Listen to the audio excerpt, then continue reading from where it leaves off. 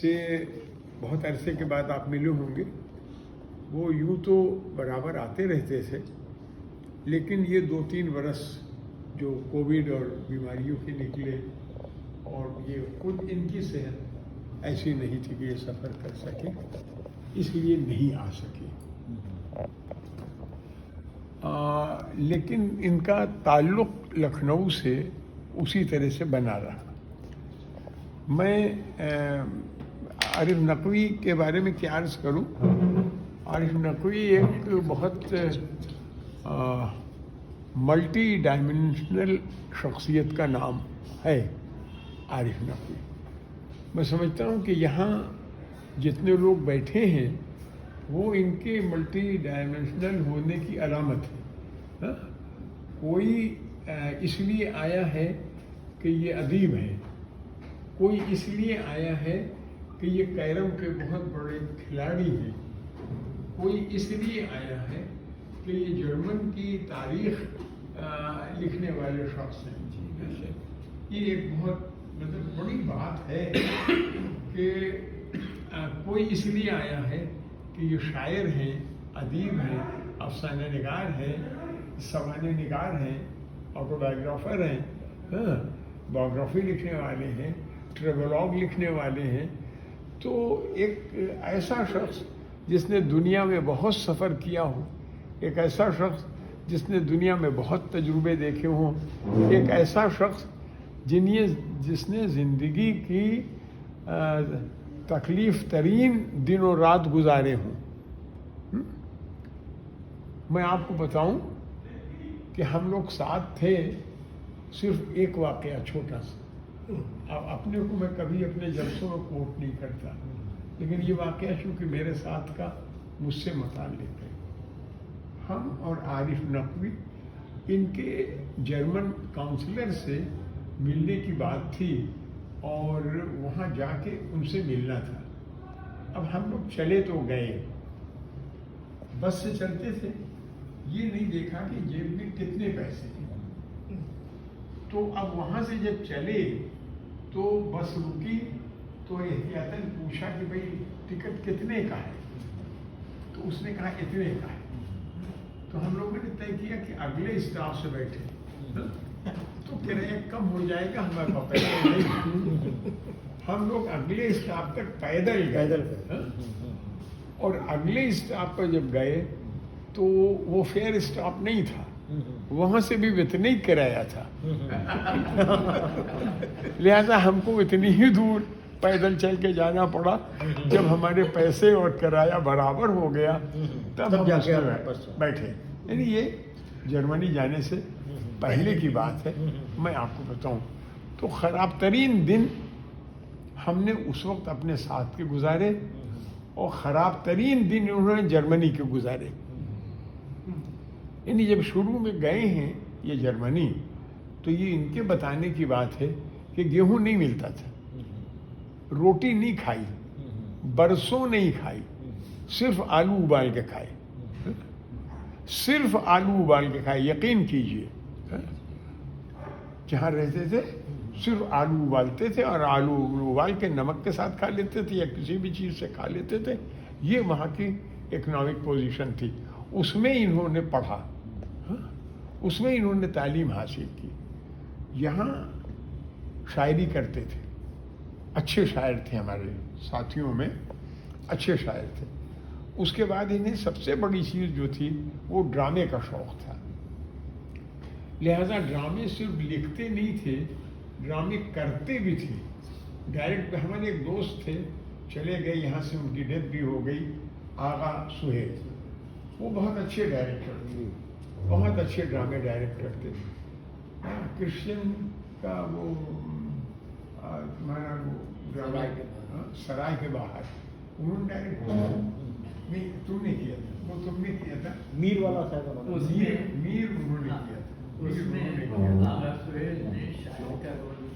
سرائے کے باہر انہوں نے کرسچن کا ڈرامہ کیا، اور وہ اتنا کامیاب ہوا کہ آل انڈیا ریڈیو کے کمپٹیشن میں اس کو فرسٹ پرائز ملا، اور ہندوستان میں ہر جگہ جا کے ان کو وہ ڈرامہ پلے کرنا پڑا.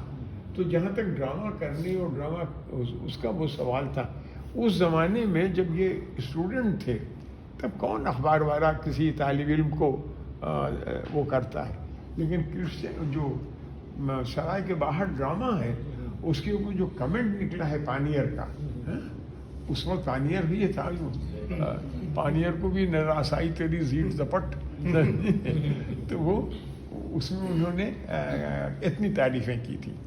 اور اسی میں شاید ہم چلپتی راؤ آئے تھے، اور اس کے بعد اچھا اس کے بعد ڈرامے کیے، وہاں جا کے ڈرامے لکھے، اور وہاں انہوں نے سب سے بڑی چیز یہ کہ ہندوستانی یہ مطلب وہاں ریڈیو میں کام کرتے تھے، یونیورسٹی میں اردو بھی پڑھاتے تھے اور یونیورسٹی میں ہندی بھی پڑھاتے تھے. ایٹ اے ٹائم انہوں نے اردو اور ہندی کو ایکولی جرمن پیپل میں، جرمن بوائز اینڈ گرلس میں پروموٹ کیا پڑھا کے. اور آج 88 سال کی عمر میں بھی یہ یونیورسٹی میں پڑھاتے ہیں. میں کلاس نہیں لے پاتا ہوں، but he is taking regular classes in the university and he has regular students registered under ہم.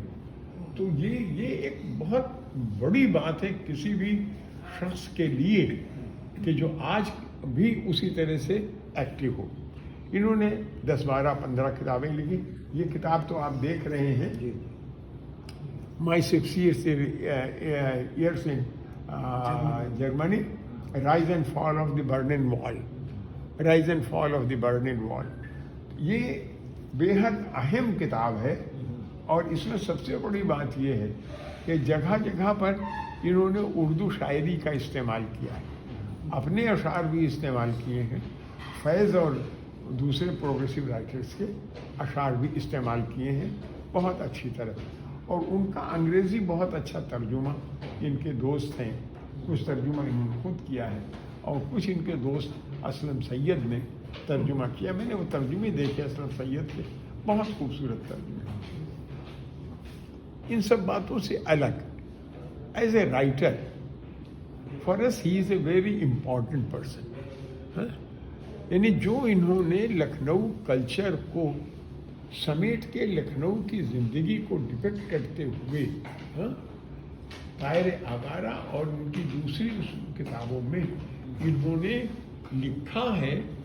اگر آج آپ کے سامنے وہ پڑھا جائے تو آپ یہ محسوس کریں گے کہ آپ جیم خانہ کلب میں نہیں بیٹھے ہیں بلکہ پنجابی ٹولے میں. یقیناً آپ فیل کریں گے کہ آپ پنجابی ٹولے میں ہیں، آپ نخاس کی سڑک سے گزر رہے ہیں. یہ جو ڈسکرپشن ہے فوٹوگرافک جو کیچ کرتا ہے آدمی کے دماغ کو، اس کے ذہن کو، اس کی سوچ کو، وہ اس قدر خوبصورت اور اتنا عمدہ ہے. تو مجھے جو ان کا لٹریچر کا کنٹریبیوشن ہے اس میں سب سے بڑی بات یہ ہے کہ ان کی بایوگرافی ہے، آٹو بایوگرافی بھی چھپی ہے، اور انہوں نے ٹریولوگ لکھے ہیں، اپنے سفر نامے لکھے ہیں، ان میں سفر کا حال بھی لکھا ہے. اور جہاں کا سفر کا حال لکھا ہے وہاں ایسا لگتا ہے کہ ہم بھی ان کے ساتھ ہیں، وہ چاہے قاہرہ ہو اور چاہے دوسری جگہ ہوں، پراگ ہو، انگلینڈ ہو، یہ ساری جگہوں جس طرح سے انہوں نے سفر کیا ان کو لکھا ہے. تو جس کو اپنے قلم پر اتنی قدرت ہو کہ وہ چاہے تو جرمن میں ڈرامہ لکھ کے جرمن میں ڈرامہ کر دے اور جرمن آڈینس ہال میں بھری ہو. بہت کوئی انڈین آج تک اتنے انڈین رہے ہیں، ہمارے وائس پریزیڈنٹ بھی رہے ہیں، ہمارے بڑے بڑے اسکالر رہے ہیں جرمنی میں، لیکن کسی نے یہ پوزیشن اچیو نہیں کی. میں یہ اتنی بڑی بات کہہ رہا ہوں، بہت سوچ کر کہہ رہا ہوں، جس نے جرمن لوگوں میں as a German speaker and as a German scholar as a German writer جگہ حاصل کی ہو. اپنی ایمبیسی جو ہے وہ خوشامد کرتی ہے کہ بھائی ذرا اس فنکشن میں ذرا دیر کے لیے آ جائیے، نہیں ذرا دیر کے لیے آ جائیے، آپ کا آنا ضروری ہے. تو یہ اچیومنٹ ہے، اور یہ میں سمجھتا ہوں کہ جرمن ماسز میں، جرمن اس میں کسی نے یہ اچیو نہیں کیا. اردو والوں کے لیے یہ ایک فخر کی بات ہے کہ ان کی جو کتابیں اردو میں چھپی، ایک تو کوئی کتاب پڑھنے میں آپ کو بوریت نہیں ہوگی. ہاں، یہاں تک کہ 60 ایئرس ان جرمنی آپ پڑھیں گے، تاریخ ہے، اس میں بھی آپ 1 منٹ کے لیے کسی جگہ پہ بور نہیں ہوں گے.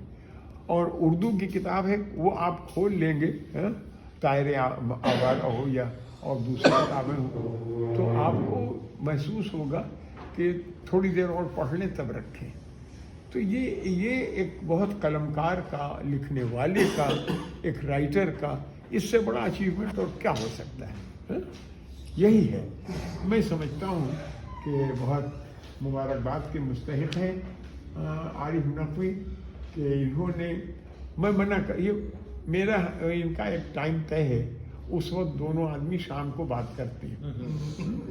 تو تو میں سکون ملتا ہوگا نا کہ پرانے میں ذرا کمزور آدمی ہوں، چل نہیں پاتا، سہارے کی ضرورت ہوتی ہے. تو میں منع کرتا تھا کہ عارف ہمت مت کرو، مت آؤ. ویسے کتنے بجے بات کرتے ہیں؟ کتنے بجے بات کرتے ہیں؟ یہ 7 بجے شام کو. شام کو 7. روزانہ، مطلب بلا ناغہ، ایسا ہو ہی نہیں سکتا کہ کسی دن فون نہ آئے. یہ جو ہے، میں سمجھتا ہوں کہ ان کی کتابیں پڑھنے والی ہیں، اور ان کی کتابیں اردو میں کچھ میرے پاس ہیں. جو لوگ چاہیں تو وہ، ان کی اجازت ہوگی تو میں دیکھوں گا. یہ کہہ دو کہ بہت بہت جو لوگ شکریہ. آنے والے وہ بھی نہیں آئیں گے. ایسا نہیں ہے جی. اب میں عارف صاحب سے پہلے یہ کہوں گا کہ وہ